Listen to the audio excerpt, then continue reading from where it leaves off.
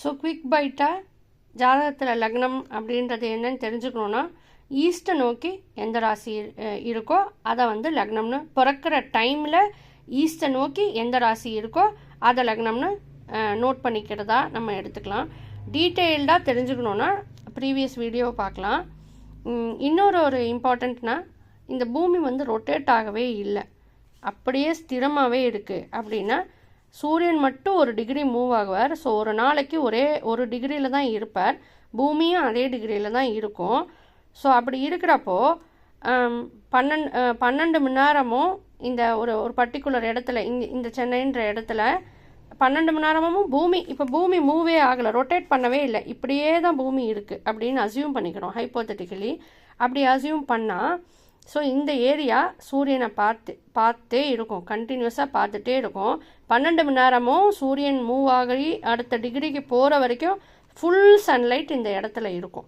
So அப்படி அப்போ சூரியன் மூவ் ஆகிற வரைக்கும் இந்த பூமி மூவே ஆகாது, சூரியன் மட்டும்தான் இப்படி மூவ் ஆகிட்டே இருக்கும்னா அப்போ வந்து 30 டேஸும் இதை வந்து தனுர் லக்னம்னே குறிக்கலாம் ஜாதகம்.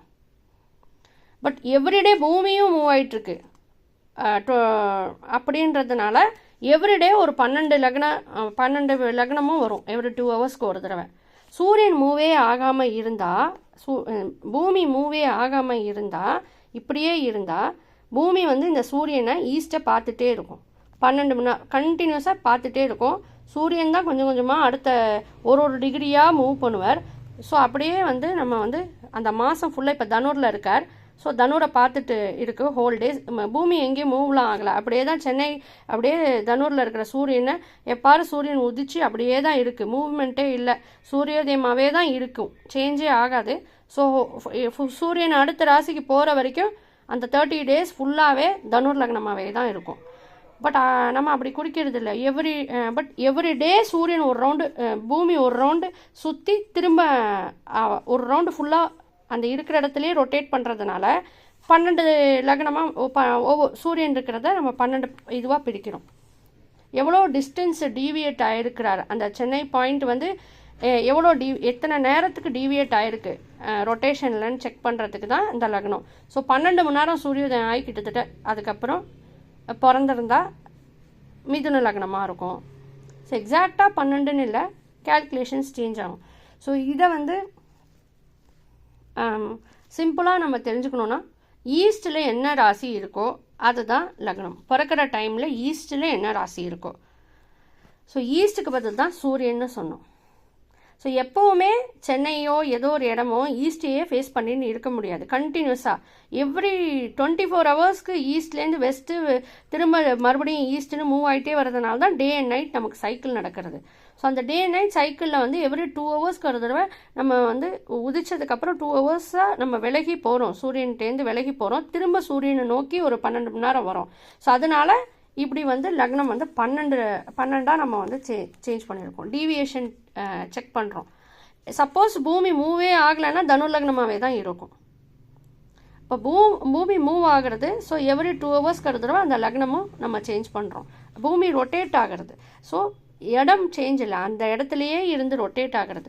ஸோ சென்னையில் எப்போவுமே சூரியோதயமாகவே இருக்காது, 2 ஹவர்ஸ்க்கு அப்புறம் சேஞ்ச் இருக்கும். 12 மணிக்கு உச்சத்துக்கு சூரியன் வரும், திரும்ப 6 மணிக்கு அதே 5:30 மணிக்கு வந்து இருட்ட ஆரம்பித்து 7 மணிக்கெலாம் ஃபுல்லாக சன்னை நம்ம சூரியனை நம்ம பார்க்கவே முடியாது.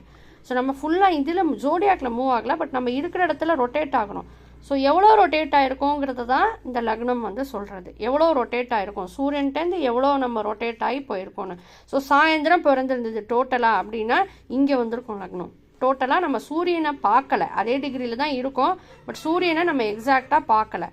ஸோ எக்ஸாக்ட்லி 12 ஹவர்ஸ் கழிச்சுன்னா ஆப்போசிட் லக்னமாக இருக்கும்.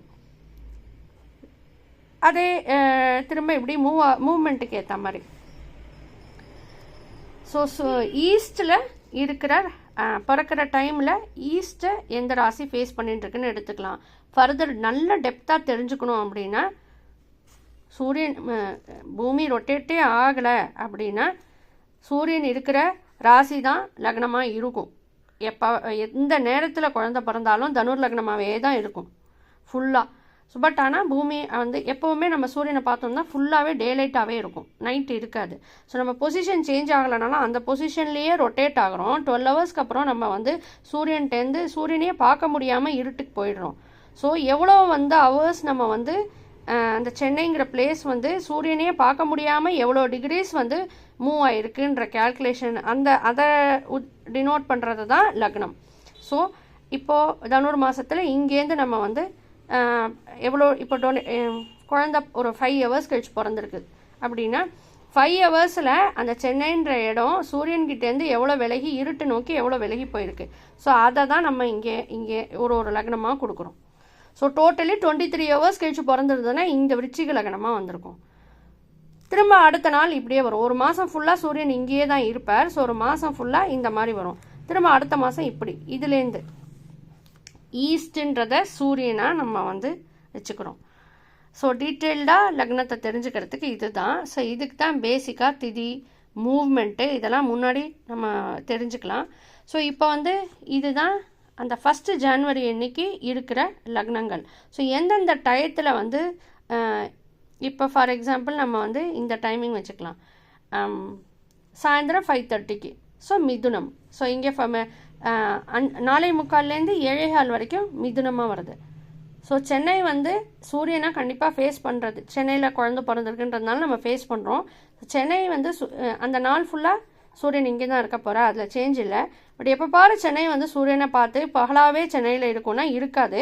அதே இடத்துல இருந்து சாயந்தரம் 5:30 மணிக்கு டோட்டலாக சூரியனே பார்க்காம சென்னை மூவ் ஆகிடும் ரொட்டேஷனில். ஸோ சென்னைக்கு அப்போது ஈவினிங் இருக்கும், சன்னை நம்ம பார்க்க முடியாது. ஸோ எவ்வளோ மூவ்மெண்ட்டு சூரியன்கிட்டேருந்து சென்னை மூவ் ஆகிருக்கு, பூமி ரொட்டேஷனில் எவ்வளோ மூவ் ஆகிருக்கு அப்படின்ற டிகிரிஸை வந்து கேல்குலேட் பண்ணி ஸோ இவ்வளோ மூவ் ஆகிருக்கு, ஒரு 30 டிகிரிஸ் மூவ் ஆகிருக்கு, 60 டிகிரிஸ் மூவ் ஆகிருக்கு, எவ்வளோ டிகிரிஸ் மூவ் ஆகிருக்கோ எவ்ரி 30 டிகிரிஸ்க்கு ஒரு ராசி நம்ம அந்தந்த ராசியை நம்ம எழுதுவோம். ஸோ இப்போ 180 டிகிரிஸ் சென்னை வந்து இதே இடத்துல தான், சூரியன் இங்கே தான் இருக்கார். ஸோ அன்னைக்கு சூரியன் பூமி பொசிஷன் எதுவுமே சேஞ்ச் இல்லை. பட் ஹோல் டே சென்னை சூரியனை பார்த்துருக்காதா, பூமி இப்படி ரொட்டேட் ஆகி சாயந்தரம் வந்து சூரியனை பார்க்காம சூரியனுக்கு ஆப்போசிட் சைடை பார்த்து சென்னை இருக்கும். ஸோ எவ்வளோ மூவ்மெண்ட் ஆகிருக்கு, 12 ஹவர்ஸில் எவ்வளோ மூவ்மெண்ட் ஆகிருக்குன்னா 180 டிகிரிஸ் மூவ்மெண்ட் ஆனதுனால இதுக்கு ஆப்போசிட்டாக மிதுன லக்னம்னு எழுதுகிறோம். ஸோ இப்போ லக்னம் எப்படி தெரிஞ்சுக்கிறதுனா, இதுக்கு இந்த ஃபீல்டில் படித்த பர்சன்ஸ் வந்து அந்த டே சூரியோதயம் டைமிங்கை பார்த்து அந்த லக்னம் எத்தனை மணிக்கு ஆரம்பிச்சிருக்குன்னு பார்த்து அதுலேருந்து எத்தனை நேரம் கழிச்சு சைல்டு பிறந்திருக்குன்னு பார்த்து அந்த கேல்குலேஷன்ஸ் தெரிஞ்சு அந்த ஃபீல்டில் நிறையா படித்த பர்சன்ஸால் எக்ஸாக்டாக லக்னம் குறிக்க முடியும். இல்லைனா இப்போ வந்து அந்த கேல்குலேஷனை சாஃப்ட்வேரில் ஃபீட் பண்ணியாச்சு. ஸோ டைம், பிளேஸ், நேம் எல்லாமே என்டர் பண்ணால் ஆட்டோமேட்டிக்காக லக்னம் ஜெனரேட் ஆகிடும் எல்லாமே. ஸோ கண்ட்ரியும் பிளேஸ் ஆஃப் பர்த்தும் இம்பார்ட்டண்ட். பிகாஸ் ஃபார் எக்ஸாம்பிள் நம்ம சென்னையை சொன்னோம், பட் இதே வேறு கண்ட்ரியாக இருந்தால் அந்த டைமில் டேட்டே டிஃப்ரெண்ட்டாக தான் இருக்கும். ஸோ அதை நம்ம ஃபீட் பண்ணணும். ஸோ அந்த இன்ஃபர்மேஷனை நம்ம வந்து மேனுவலாக கால்குலேட் பண்ணுற பர்சனாக இருந்தால் அந்த இன்ஃபர்மேஷனையும் சொல்லணும். ஸோ அதுக்கேற்ற மாதிரி நமக்கு எல்லாமே சேஞ்ச் ஆகும். ஸோ சாஃப்ட்வேராக இருந்தால் என்ன கண்ட்ரி அப்படிங்கிற இன்ஃபர்மேஷன் எல்லாமும் நம்ம கொடுக்கணும். ஈஸ்ட் வெஸ்ட் எல்லாமே சேஞ்ச் ஆகும். So US suppose it's fully western ஹெமிஸ்பியரில் இருக்குது, completely 12 hours away time difference இருக்கிற இடமா இருக்குது அப்படின்னா நம்ம வந்து அந்த டைம் இன்ஃபர்மேஷன் அது எல்லாமே கொடுக்கணும். பிளேஸு, டைமு எல்லாமே கொடுத்து தான் அந்த சாஃப்ட்வேரில் ஃபீட் பண்ணி தான் இதை கால்குலேட் பண்ணணும். பிகாஸ் அந்த டைமில் இப்போ 1 ஜனவரி 5:30 AM இன் சம் அதர் கண்ட்ரியில் கொஞ்சம் டிஃப்ரெண்ட் சுச்சுவேஷன் இருக்கும். நம்ம வந்து இப்போ பூமியில் சென்னையோட இன்ஃபர்மேஷனை தான் நம்ம சொல்லியிருக்கோம். வேறு இடத்துல இருக்கிற இன்ஃபர்மேஷன் அந்த டேட்டுக்கு அதை நம்ம பிளேஸ் ஆஃப் பர்த் கம்பல்சரியாக சொல்லணும். ஸோ முதல் வீடியோவில் நம்ம வந்து நேமு, டேட் ஆஃப் பர்த் ஏன் எழுதணும்னு சொன்னோம். இப்போ லக்னம் கேல்குலேஷன் தெரிஞ்சால் பிளேஸ் ஏன் எழுதணுங்கிறது நமக்கு கிளியராக தெரியும்.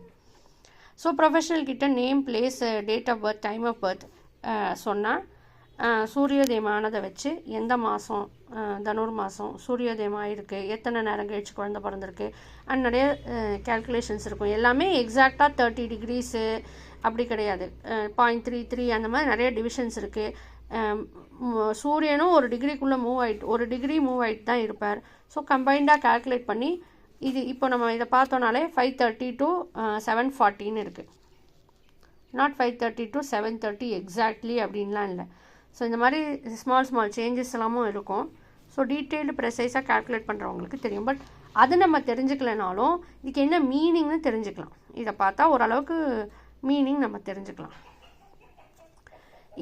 இன்னொரு குவிக் பைட் இதில் என்ன அப்படின்னா, மேஷம் இப்போ வந்து April 14 மேஷ சங்கராந்தி. ஸோ மேஷத்தில் சூரியன் இருக்கிற டைம். ஸோ அன்னைக்கு வந்து சூரியோதயத்துக்கு பக்கத்தில் டைம் ஒரு 6 மணிக்கு சூரியோதயம்னா ஒரு 5 மணி 6 மணிக்கு ஒரு குழந்தை பிறந்திருக்குன்னா கிட்டத்தட்ட மேஷ லக்னமாக இருக்கும். இதே வந்து சாயந்தரம் 5:30 மணிக்கு பிறந்திருக்கு அப்படின்னா துலா லக்னமாக இருக்கும். இது வந்து April 14லேருந்து May 14 பிறக்கிற குழந்தைகளுக்கு இப்படி இருக்கும். இப்போது இது வந்து நம்ம பார்த்தது வந்து ஜான்வரி தனு மாதம் இருக்கிற சைல்டு. ஸோ மார்னிங் சூரியன் இங்கே இருக்கார். ஸோ இந்த சூரியோதயத்தை நெருங்கி பிறக்கிற குழந்தைக்கு இந்த லக்னமாக இருக்கும். முந்தின நாள் சூரியோதயமாக இருந்தோ இல்லை இந்த நாளே இன்னும் கொஞ்சம் சூரியோதயத்தை பக்கத்தில் இருக்கிறதா இருந்தால் அடுத்தது மகர லக்னம் இப்படி இருக்கும். ஆப்போசிட்டாக சாயந்தரம் பிறந்திருக்குன்னா அப்படியே ஃபுல்லாக ஆப்போசிட் 7 ராசி தள்ளி அதுதான் லக்னமாக இருக்கும். இதெல்லாம் ஆடட் இன்ஃபர்மேஷன்.